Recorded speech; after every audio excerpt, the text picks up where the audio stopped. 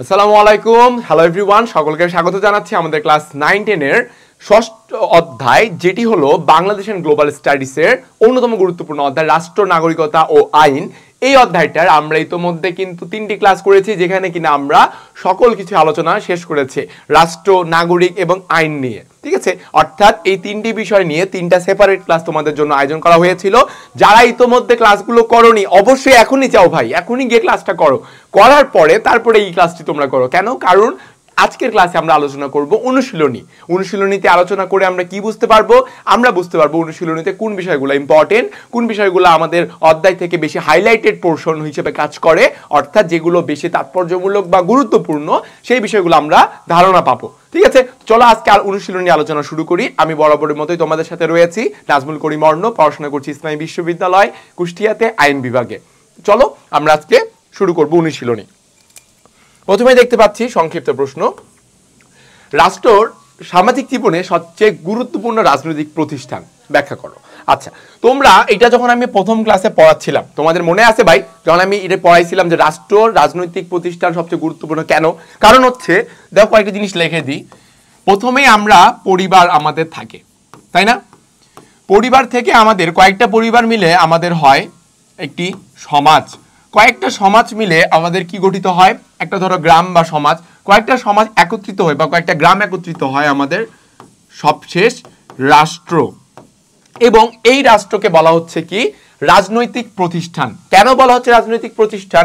তার কারণ হচ্ছে, রাজনৈতিক প্রতিষ্ঠান বলার কারণ হচ্ছে এই প্রতিষ্ঠান বা এই রাষ্ট্র তোমাকে কিছু সুযোগ সুবিধা প্রদান করবে। কি সুযোগ সুবিধা ভাইয়া? মৌলিক অধিকার প্রদান করে, তোমার স্বাধীনতা বা তোমার স্বার্থ এটাকে রক্ষা করবে, স্বাধীনতা রক্ষা করবে, প্লাস তোমার কি করবে? তোমার জীবনের বা তোমার সম্পত্তির তোমার নিরাপত্তা দিবে। আমি যদি সহজ কথায় লিখে দিই, তোমাকে নিরাপত্তা প্রদান করবে। অর্থাৎ সবকিছু মিলিয়ে আমরা দেখতে পাচ্ছি রাষ্ট্র যে একটা রাজনৈতিক প্রতিষ্ঠান, এই রাজনৈতিক প্রতিষ্ঠানের পেছনের কারণগুলো যে তোমাকে মৌলিক অধিকার, স্বাধীনতা রক্ষা, নিরাপত্তা সহ আরো অনেক নানান রকম সুবিধা, সুযোগ সুবিধা তোমাকে প্রদান করবে। সেই জন্য বলা হচ্ছে রাষ্ট্র সামাজিক জীবনের সবচাইতে গুরুত্বপূর্ণ প্রতিষ্ঠান। তোমার পরিবারের চাইতেও বেশি ফ্যাসিলিটিস দিবে, তোমার সমাজের চাইতেও, তোমার গোষ্ঠীর চাইতেও, বা তোমার কি তোমার ওই সমাজ বা তোমার গ্রাম, ইউনিয়ন, শহর, তার চাইতেও বেশি সুযোগ সুবিধা বা ফ্যাসিলিটিস কে দিবে? আমাদের রাষ্ট্র। অর্থাৎ এখানে আমরা দেখতে পাচ্ছি রাষ্ট্র হচ্ছে একটি গুরুত্বপূর্ণ রাজনৈতিক প্রতিষ্ঠান। পরের চলে যাই, রাষ্ট্র গঠনের মুখ্য উপাদান কোনটি? আমার বলার আগে তোমরা নিজেরাই কিন্তু এখন পর্যন্ত আন্দাজ করে ফেলেছো, যারা কিনা প্রথম ক্লাসটি মনোযোগ সহকারে করেছিলাম। মনে পড়ে কি বলছিলাম তোমাদেরকে? রাষ্ট্র গঠনের মুখ্য উপাদান। আচ্ছা, রাষ্ট্র গঠনের উপাদান কয়টা বলো তো? অবশ্যই তোমরা জানো রাষ্ট্র গঠনের উপাদান কয়টা? 4টা। কি কি বলো দেখি? প্রথমটা আমরা জানি জনসমষ্টি। দ্বিতীয়টা কি ভাইয়া? দ্বিতীয়টা ছিল আমাদের নির্দিষ্ট ভূখণ্ড, তাই না? তৃতীয়টা হচ্ছে আমাদের সরকার, যেটি কিনা অনেক গুরুত্বপূর্ণ, আংশিক পূর্ণতা পায় রাষ্ট্রের কারণে। এবং চতুর্থ মোস্ট ইম্পর্টেন্ট এবং মুখ্য উপাদান, সেটা কি বলো দেখি? সভরেনিটি বা সার্বভৌমত্ব। মনে পড়ে এই কথাগুলো বলেছিলাম, সভরেনিটি বা সার্বভৌমত্ব। অর্থাৎ রাষ্ট্র গঠনের মুখ্য উপাদান হচ্ছে আমাদের সার্বভৌমত্ব। যদি তোমার সরকার থাকে, জনসমষ্টি থাকে, ভূখণ্ড থাকে, এভরি সিঙ্গেল থিং তোমার আছে, কিন্তু আফসোসের বিষয় তোমার সার্বভৌমত্ব নাই, তুমি কি রাষ্ট্র গঠন করতে পারবে? পারবে না। কিন্তু এই জিনিসটা এখানে বলা হচ্ছে। ঠিক আছে, পরবর্তী প্রশ্ন, ওয়াদুদকে বাংলাদেশের নাগরিক বলবো কোন যুক্তিতে? দেখো, তাকে নাগরিক কেন বলবো? তাকে নাগরিক বলার কারণ হবে কি? তার জন্মগতভাবে সে কি বাংলাদেশি কিনা। দেখো, প্রথমেই দেখবো তার জন্মস্থান, সে জন্মগতভাবে বাংলাদেশি কিনা। দ্বিতীয়ত, সে বাংলাদেশ রাষ্ট্রের সরকারের প্রতি আনুগত্য প্রকাশ করে কিনা বা অনুগত কিনা। ঠিক আছে, এই জিনিসটা লক্ষ্য করতে হবে। তৃতীয়ত দেখতে হবে তার নাগরিক হিসেবে যে সকল দায়িত্ব কর্তব্য রয়েছে, সেই দায়িত্ব কর্তব্যগুলোকে সে সঠিক রূপে পালন করে কিনা, এই বিষয়গুলো আমাদের পর্যবেক্ষণে রাখতে হবে বা দেখতে হবে। ঠিক আছে, তো জন্মগত দেখতে হবে, আনুগত্য প্রকাশ এবং দায়িত্ব কর্তব্য সবকিছু মিলিয়ে আমরা ওয়াদুদকে কি করতে পারবো? বাংলাদেশের নাগরিক হিসেবে বিবেচনা করতে পারবো বা বলতে পারবো। ওকে, আচ্ছা, সরি। সুশাসনের জন্য আইনের প্রয়োজনীয়তা কি? দেখো, সুশাসন আমি কিন্তু বলেছিলাম যে সু অর্থাৎ সুন্দর, শাসন অর্থাৎ দেশকে পরিচালনা করার যে বিধিবিধান বা নিয়ম, অর্থাৎ সুন্দর রূপে দেশকে পরিচালনা করার জন্য যে ব্যবস্থা তাকে বলা হচ্ছে সুশাসন। এবং এটার আইনের প্রয়োজনীয়তা কতটুকু? অত্যন্ত গুরুত্বপূর্ণ। আমরা কিন্তু বইয়ে লাইনটা দেখেছি, ঠিক আছে? কারণ আইনের মাধ্যমে আমরা কি করতে পারবো? আমরা জবাবদিহিতা নিশ্চিত করতে পারবো যে কোনো সেক্টরে, যে কোনো ডিপার্টমেন্টে। পরবর্তীতে আমরা প্রত্যেকটা সেক্টরের স্বচ্ছতাকে নিশ্চিত করতে পারবো। পাশাপাশি আমরা কি করতে পারবো? আইনের অংশগ্রহণ, অর্থাৎ সকল ক্ষেত্রে আইন যে সকলের জন্য সমান, এই অংশগ্রহণটা আমরা নিশ্চিত করতে পারবো। পাশাপাশি আমরা নিশ্চিত করতে পারবো আরেকটি বিষয়, সেটি হলো যে সুশাসনের জন্য দক্ষ কিংবা দুর্নীতিমুক্ত বা সচ্ছল একটা ব্যবস্থা, এই ব্যবস্থাকেও কিন্তু আমরা কি করতে পারবো? নিশ্চিত করতে পারবো। অর্থাৎ এই যে আমরা দেখতে পাচ্ছি জবাবদিহিতা, স্বচ্ছতা, দক্ষতা, সচ্ছলতা, এই সকল কিছু আমরা নিশ্চিত করতে পারবো কিসের মাধ্যমে ভাইয়া? আইনের মাধ্যমে। তাহলে তোমরাই বলো, আইনের জন্য অর্থাৎ সুশাসনের জন্য আইনের অবদানটা বা গুরুত্বটা কতটুকু? তোমরা নিজেরাই বলবা যে হ্যাঁ ভাইয়া, সুশাসনের জন্য আইনের গুরুত্ব অত্যাধিক, অত্যন্ত গুরুত্বপূর্ণ, যেটি কিনা আমরা বইয়েই দেখতে পেয়েছি, ঠিক আছে? তো পরবর্তী প্রশ্নে চলে যাই। বহু নির্বাচনীতে আইন হচ্ছে মানুষের বাহ্যিক আচরণ নিয়ন্ত্রণের জন্য কতগুলো সাধারণ নিয়ম যা সার্বভৌম শক্তি কর্তৃক প্রণীত হয়। উক্তিটি কার? আচ্ছা, আইনের যখন আমরা সংজ্ঞা পড়েছিলাম, ঠিক আইনের বৈশিষ্ট্যের উপরে বা উৎসর আগে, তখন কিন্তু আমরা বিভিন্ন আইনবিদদের বা রাষ্ট্রবিজ্ঞানীদের সংজ্ঞা দেখেছিলাম। সেখান থেকে আমরা দেখব অধ্যাপক হল্যান্ড উনি কিন্তু এই ডেফিনেশনটা দিয়েছিলেন, যিনি কিনা বলেছেন যে আইন হচ্ছে মানুষের বাহ্যিক আচরণ নিয়ন্ত্রণের জন্য কতগুলো নিয়ম যা সার্বভৌম শক্তি কর্তৃক প্রণীত হয়। আচ্ছা ভাইয়া, পুরো সার্বভৌম শক্তি এই জিনিসটা কিন্তু আমি ব্যাখ্যা করেছিলাম। এটা মানে কি বুঝাচ্ছে তোমরা কমেন্ট বক্সে জানাবা, ঠিক আছে? ক্লাসটি যখন করবা তোমরা নিজেরাই বলবা সার্বভৌম মানে কি।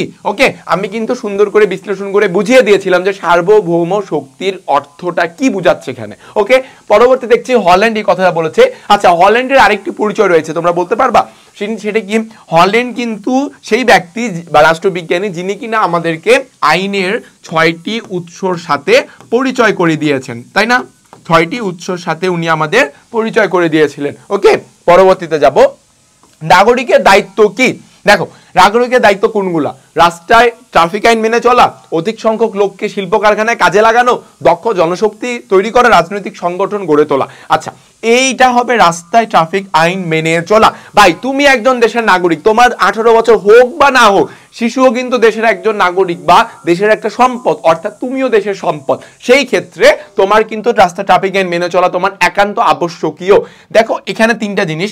অধিক সংখ্যক লোককে শিল্প কারখানায় কাজে লাগানো, এটা কি তোমার কাজ ভাই? তুমি কি পারবা যে তোমার শহরে বা তোমার এলাকাতে যারা বেকার রয়েছে ভাই, সে তাদেরকে মিলে তুমি কি একটা কর্মসংস্থানের সুযোগ করে দিতে পারবা? তোমার কিন্তু সম্ভব না, কারণ তুমি এখনো স্টুডেন্ট রয়েছো। আবার দক্ষ জনশক্তি তৈরি করা, ভাই তুমি কি মাস্টার ট্রেনার? তুমি কি সকলকে ট্রেন আপ করে তাদেরকে দক্ষ হিসেবে গড়ে তুলবা? এটা তোমার দ্বারা সম্ভব না। পরে দেখছি রাজনৈতিক সংগঠন গড়ে তোলা। তুমি কি ভাইয়া ছাত্রই থেকেই তুমি একটা বড় রাজনৈতিক সংগঠন গড়ে তুলতে পারবা, যেটি কিনা দেশে এবং বিদেশ অর্থাৎ বহির্বিশ্বে তোমার দেশকে প্রতিনিধিত্ব করবে বা উপস্থাপন করবে? তোমার দ্বারা কি এগুলো সম্ভব না। তোমার দ্বারা কি সম্ভব? As a citizen of this country, একজন নাগরিক হিসেবে রাস্তায় ট্রাফিক আইন মেনে চলা তোমার জন্য একান্ত আবশ্যকীয় এবং তোমার জন্য এটা হবে সহজ, অর্থাৎ এইটি হবে আমাদের অ্যান্সার, ঠিক আছে? পরবর্তীতে যাব। আইনের বৈশিষ্ট্য হচ্ছে মানুষের বাহ্যিক আচরণ নিয়ন্ত্রণ করা, ওকে নিলাম।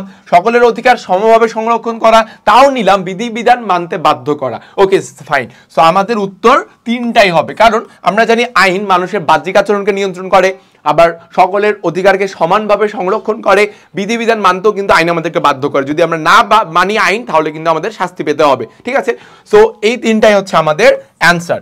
আমরা এখন এই যে একটা প্রশ্ন আমি কিন্তু ক্লাস চলাকালীনই বলেছিলাম যে মানুষের বাহ্যিক আচরণ যেহেতু আইন নিয়ন্ত্রণ করে, তাহলে প্রশ্ন হইতেই পারে তোমাদের মনে যে আমাদের অভ্যন্তরীণ আচরণগুলো অর্থাৎ ইনার যে আমাদের অ্যাক্টিভিটিস রয়েছে সেগুলোকে নিয়ন্ত্রণ করে কে ভাইয়া? সেগুলোকে কন্ট্রোল কে করে? সেগুলোকে করে আমাদের নীতি নৈতিকতা। কে করে? সেগুলোকে আমাদের নীতি নৈতিকতা আমাদের সেগুলোকে নিয়ন্ত্রণ করে, ঠিক আছে? নীতি নৈতিকতা কিংবা আমরা বলতে পারি কি, নীতি নৈতিকতার পাশাপাশি আমরা বলতে পারি মূল্যবোধ। কি বলতে পারি ভাইয়া? মূল্যবোধ। সো আমাদের এই সকল বিষয় আমাদেরকে নিয়ন্ত্রণ করতেছে, ঠিক আছে, আইনগুলা। তো তো আইন আমাদের বাহ্যিক আচরণ নিয়ন্ত্রণ করে এবং আমাদের অভ্যন্তরীণ আচরণ নিয়ন্ত্রণ করে কারা? এই যে নীতি নৈতিকতা এবং মূল্যবোধ, এগুলো হচ্ছে আমাদের কি করে? অভ্যন্তরীণ আচরণকে নিয়ন্ত্রণ করে। ওকে, আমরা কি ক্লিয়ার হইলাম বিষয়টা? ওকে, পরবর্তী যাব। অভি এবং রাফি দুই বন্ধু একদিন প্রতিবেশীর গাছ থেকে পেয়ারা পাড়তে গিয়ে ধরা পড়ে যায়। বাড়িওয়ালা দুজনকে থানায় সোপর্দ করেন।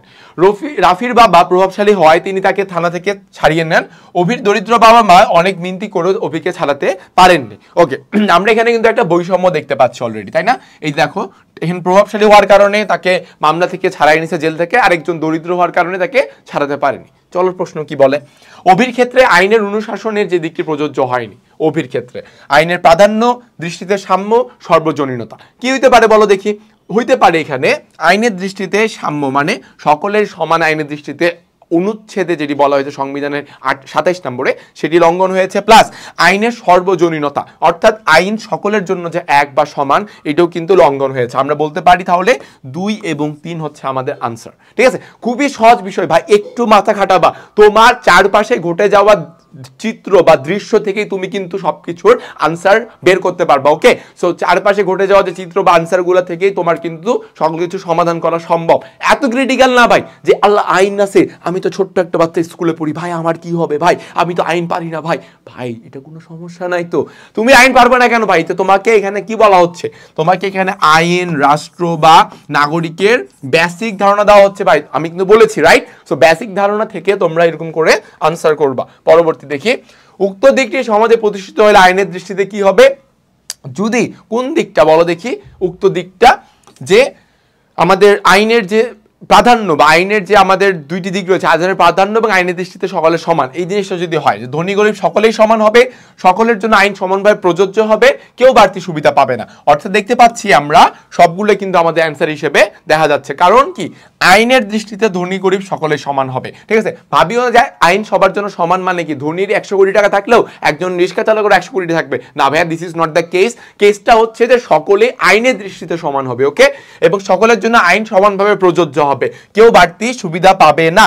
অর্থাৎ আমার এখানে আনসার হচ্ছে 1 2 3, তিনটাই আমরা এখানে বুঝতে পারছি।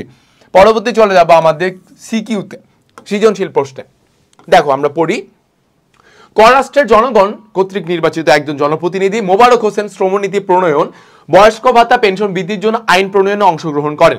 করাষ্ট্রের সরকার 2টি নতুন হাসপাতাল, বিনামূল্যে ছাত্রছাত্রীদের জন্য বই বিতরণ, বাল্যবিবাহ রোধে আইন প্রণয়ন করেন। Okay fine. সো আমরা চলে যাব প্রশ্নে। স্বয়ংসম্পূর্ণ জীবনের জন্য কতিপয় পরিবার ও গ্রামের সমন্বয়ে গঠিত সংগঠনই হলো রাষ্ট্র। ভাই বলো তো এই উক্তিটা কার? রাষ্ট্র পড়ার কিন্তু প্রথম ক্লাসে প্রথম অংশে এটি ছিল, মনে পড়তেছে কিছু? কোনটায় কে হবে রাষ্ট্রবিজ্ঞানের জনক? দেখো আমি হিন্টও দিলাম, বলো কে রাষ্ট্রবিজ্ঞানের জনক কে? আমরা সকলেই জানি ইনি হচ্ছেন আর কেউ নয়, অ্যারিস্টটল। ঠিক আছে, সো রাষ্ট্রবিজ্ঞানের জনক কি? আমাদের অ্যারিস্টটল এই কথাটা বলেছিলেন যে স্বয়ংসম্পূর্ণ জীবনের জন্য কতিপয় পরিবার ও গ্রামের সমন্বয়ে গঠিত সংগঠনই হলো রাষ্ট্র। ওকে, পরবর্তীতে নাগরিকত্ব ধারণাটি কি? আচ্ছা, নাগরিকত্ব ধারণাটি কি? এই জিনিসটা তোমাদের আমার চাইতে তোমরা বেশি ভালো বলতে পারবা, কারণ ইতোমধ্যে তোমরা ক্লাসগুলো করেছো এবং তোমরা সুন্দর করে আমার বিশ্বাস বুঝতে পেরেছো যে নাগরিক কাকে বলে বা নাগরিকত্ব জিনিসটা কি। দেখো, দেশে কোনো রাষ্ট্রে যারা জন্মগতভাবে সেই রাষ্ট্রে বসবাস করতেছে এবং বসবাস করার ফলে তারা সেই রাষ্ট্রের কি বিভিন্ন রাষ্ট্র আইন নিয়ে শাসন কাজে অংশগ্রহণ করছে ভোটাধিকারের মাধ্যমে কিংবা নানান প্রকারের মাধ্যমে, তারাই কিন্তু ওই দেশের নাগরিক। এবং ওই দেশের নাগরিক যখন তোমার প্রাপ্তবয়স্ক হবে, তুমি যখন ভোট প্রদানের অধিকারটা পাবা, তখন কিন্তু তোমার কি বলা হবে? নাগরিকত্ব তোমার তখন কি হবে? অর্জন হবে। এই জিনিসটা কিন্তু এখানে বলা হচ্ছে। ওকে, পরবর্তী চলে যাব। জনাব মোবারক হোসেন কর্তৃক শ্রমনীতি প্রণয়ন রাষ্ট্রের কোন ধরনের কাজ তা ব্যাখ্যা করো। ওকে, শ্রমনীতি প্রণয়ন, এই যে শ্রমনীতি প্রণয়ন এটা কোন ধরনের কাজ ভাইয়া? আচ্ছা, রাষ্ট্রের কাজ কয় ধরনের ছিল ভাইয়া, মনে আছে কি? অবশ্যই তোমাদের মনে থাকার কথা, রাষ্ট্রের কাজ হচ্ছে দুইটি ধরনের কাজ ছিল। কি কি বলো দেখি? একটা ছিল মুখ্য কিংবা অপরিহার্য কাজ, আরেকটি ছিল কি ঐচ্ছিক কিংবা কল্যাণমূলক কাজ, আরেকটি কি ঐচ্ছিক কিংবা কল্যাণমূলক কাজ। তাহলে আমরা দেখতে পাচ্ছি শ্রমনীতি প্রণয়ন এটা কিন্তু কি জনগণের কল্যাণের জন্য, তাহলে আমরা বলতে পারি এটি হলো কল্যাণমূলক কাজের একটি উদাহরণ বা কল্যাণমূলক কাজের একটি অংশ। ওকে, অনুচ্ছেদের আলোকে করাষ্ট্রকে কি কল্যাণমূলক রাষ্ট্র বলা যায় কিনা? আচ্ছা, আমরা দেখতে পাচ্ছি উদ্দীপকে তার জনগণের জন্য শ্রমনীতি, বয়স্ক ভাতা, পেনশন বৃদ্ধির জন্য আইন তৈরি করেছে। প্লাস আবার দেখছি 2টি নতুন হাসপাতাল, বিনামূল্যে ছাত্রছাত্রীদের জন্য বই বিতরণ, বাল্যবিবাহ রোধের জন্য আইন প্রণয়ন করেছে। এত কিছু কল্যাণ করেছে, তাহলে আমরা বলতে পারি, বলা যায় কিনা অবশ্যই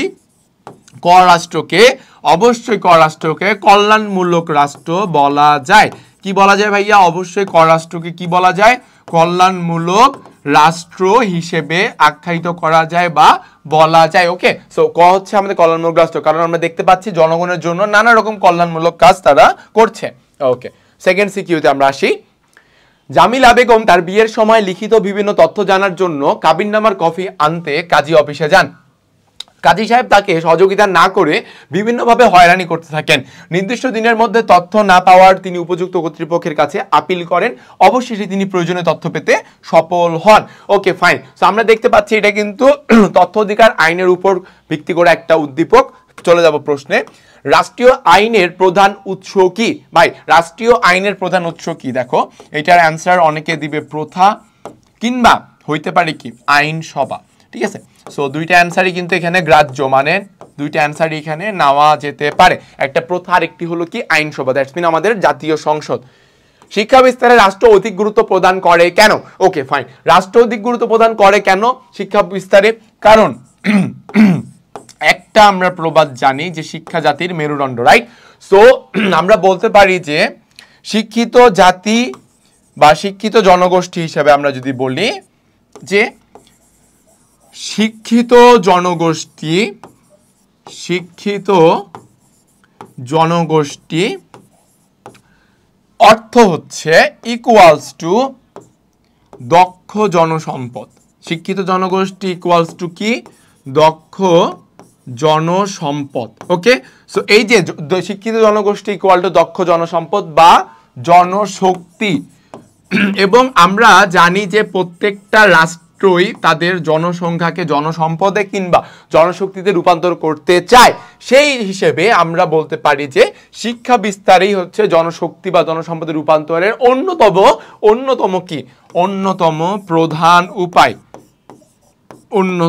প্রধান উপায় হিসেবে কাজ করে। ওকে, সো আমরা এই বিষয়গুলো মাথায় রাখবো। পরবর্তী যাব, জামিলা বেগম কোন আইনের সহায়তায় তার তথ্য পেলেন? দেখো, আমি কিন্তু শুরুতে উত্তর দিয়েছিলাম, মনে আছে? সেটা কোন আইনের উপর ভিত্তি করে? তথ্য অধিকার আইন। কোন আইনের উপরে ভাইয়া? তথ্য অধিকার আইন 2009। এই আইনের উপর ভিত্তি করে জামিলা বেগম আইনের সহায়তা পেয়েছিল। ওকে, পরবর্তী যাব। সুশাসনের ক্ষেত্রে জামিলা বেগমের সফলতা আশাব্যঞ্জক। আচ্ছা, কেন আশাব্যঞ্জক? কারণ আমরা জানি যে আমাদের সংবিধানের অনুচ্ছেদের 39 নম্বরে, অর্থাৎ 39 নং অনুচ্ছেদে আমাদের চিন্তা, বিবেক ও স্বাধীনতার কথা কিন্তু বলা হয়েছে। এবং সেই অনুচ্ছেদে আলোকে আমাদের 2009 সালে তথ্য অধিকার আইন গঠন করা হয়েছে। পরবর্তীতে আমরা দেখতে পেয়েছি যে আমাদের দেশে তথ্য কমিশন নামে একটি অফিসও করা হয়েছে। ওকে, কি অফিস?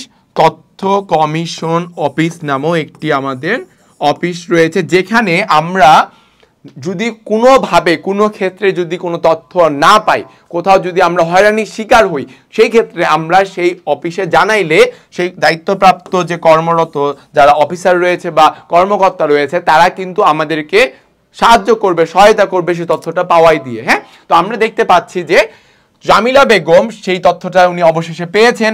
কার মাধ্যমে? তথ্য কমিশনের মাধ্যমে। এবং আমরা বলতে পারি জামিলা বেগম তথ্য অধিকার আইনের মাধ্যমেও কিন্তু উনি উনার প্রাপ্ত তথ্যটা পেতে কি সফল হয়েছেন। ওকে, সো তথ্য অধিকার আইন এবং তথ্য কমিশনের মাধ্যমে উনি কাজটি পেয়েছেন। এবং এইটি সুশাসনের ক্ষেত্রে সফলতা আশাব্যঞ্জক। কেন? কারণ সুশাসনের জন্য আমরা জানি সুশাসনের যে 4টা মানদণ্ড রয়েছে, বিশ্বব্যাংক 1989 সালে 4টা মানদণ্ড কিন্তু সেট করেছিল সুশাসনের জন্য। তার মধ্যে 2টি সুশাসনের মানদণ্ড রয়েছে। তার একটি হলো জবাবদিহিতা, প্লাস আরেকটি কি ভাইয়া? আরেকটি হলো স্বচ্ছতা। আরেকটি কি? স্বচ্ছতা। এই জবাবদিহিতা এবং স্বচ্ছতা কিন্তু নিশ্চিত হয়েছে কার মাধ্যমে? তথ্য কমিশন কিংবা এই তথ্য অধিকার আইনের মাধ্যমে। যার ফলে জামিলা বেগম অ্যাটলিস্ট সর্বশেষে তিনি তার প্রয়োজনীয় তথ্যগুলো পেতে কি উনি সফল হয়েছেন। ওকে, সো আমরা কিন্তু সুন্দর করে বিশ্লেষণ করে তোমাদের কিওয়ার্ডসগুলো প্রত্যেকটা সৃজনশীলের আমি কি করলাম তোমাদের বলো দেখি, প্রত্যেকটা সৃজনশীলের প্রশ্নের আমি তোমাকে কিওয়ার্ডসগুলো কিন্তু প্রদান করলাম। ওকে, যেগুলোর মাধ্যমে তোমরা এক্সপ্লেনেশন দিবা, আনসারে তোমরা ব্যাখ্যা করবা যাতে তোমাদের আনসারটা ভালো মতো একটা পরিমাণে হতে পারে। ওকে, সো কিওয়ার্ডসগুলো তোমরা অবশ্যই নোট ডাউন করে রাখো, তোমাদের জন্য কিন্তু অত্যাধিক পরিমাণে গুরুত্বপূর্ণ হিসেবে কাজ করবে।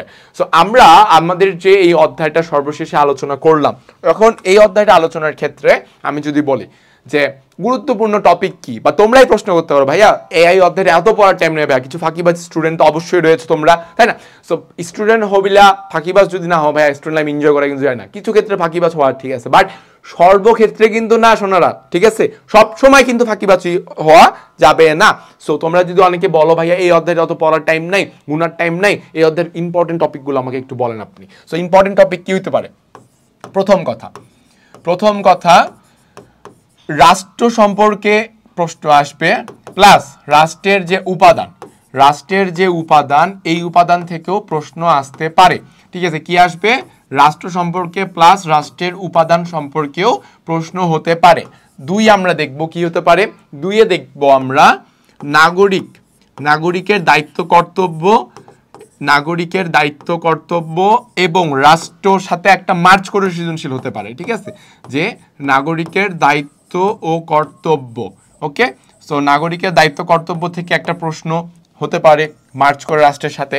পরবর্তীতে আইন নিয়ে কিন্তু মাস্ট একটা তোমরা সৃজনশীল পেতে পারো, এই অধ্যায় থেকে সৃজনশীল অবশ্যই হবে, এবং তোমরা 10 মার্ক এখানে কিন্তু তোমাদের দিয়ে দিচ্ছে ভাইয়া।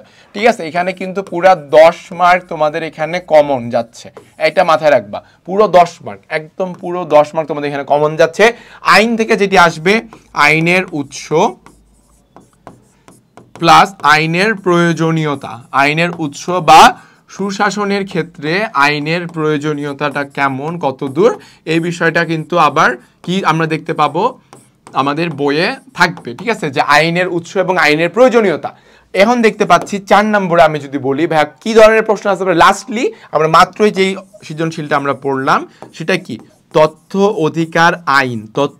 অধিকার আইন থেকে সেপারেটলি একটা সিকিউ আসার সম্ভাবনা প্রচুর রয়েছে। ওকে, সো তথ্য অধিকার আইন থেকেও আসতে পারে। এবং লাস্ট প্রশ্নটা যেটা আমরা দেখলাম যে সুশাসনের ক্ষেত্রে তথ্য অধিকার আইনের সফলতা কতটুকু। ঠিক আছে, সুশাসনের জন্য তথ্য অধিকার আইনের সফলতা কতটুকু, বা সুশাসন প্রতিষ্ঠার জন্য তথ্য অধিকার আইন কিরূপ ভূমিকা পালন করে, এই সকল কিছু আমরা দেখব।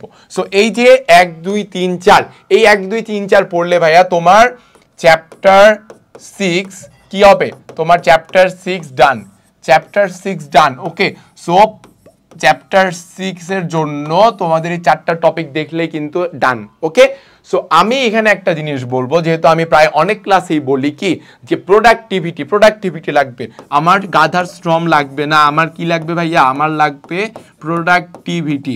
ওকে, আমার প্রোডাক্টিভিটি লাগবে সকল পড়ার ক্ষেত্রে। সো প্রোডাক্টিভিটি কিন্তু এইটাই, যে বিশ্ব পরিচয়ের অনেক অধ্যায় রয়েছে, অধ্যায়গুলোতে অনেক বিস্তার আলোচনা, অনেক কিছু বলা হয়েছে।